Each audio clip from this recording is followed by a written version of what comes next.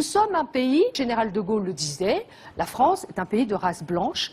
Mais c'est comme ça, ça on veut n'a pas dire le droit quoi, de dire pays de race non, mais blanche? le mot, bah, c'est vous et moi, je suis désolée. Le jour même où ces propos étaient tenus, j'ai dit immédiatement que ces propos n'étaient pas acceptables, qu'ils étaient totalement hors de contexte. Elle citait une phrase du général de Gaulle qui n'avait strictement rien à voir avec l'époque. La seule question, c'est pourquoi est-ce que dans un magnifique pays comme le nôtre, tout d'un coup, on en est là?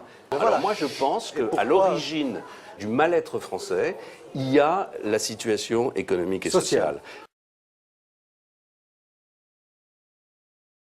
Quand on n'a pas de possibilité d'offrir à la jeunesse de son pays un avenir, quand un pays qui a été un grand pays, en plus qui a aimé la grandeur, a le sentiment tout d'un coup qu'il est relégué en seconde division, ben, il y a un processus qui se met en place et qui conduit à chercher des boucs émissaires, qui conduit à se poser des problèmes d'identité, etc. Je vous remets de la même manière.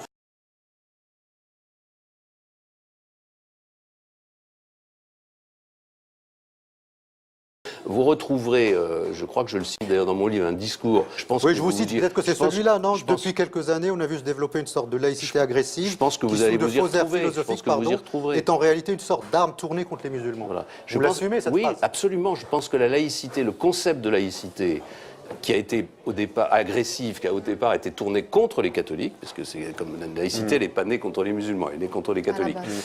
Et aujourd'hui, elle se retourne contre les musulmans. Non, ce qu'il faut, c'est retrouver une conception de la laïcité qui soit ouverte. Et la conception de la laïcité ouverte, ça passe par deux choses. Ça passe par des pouvoirs publics qui sont tolérants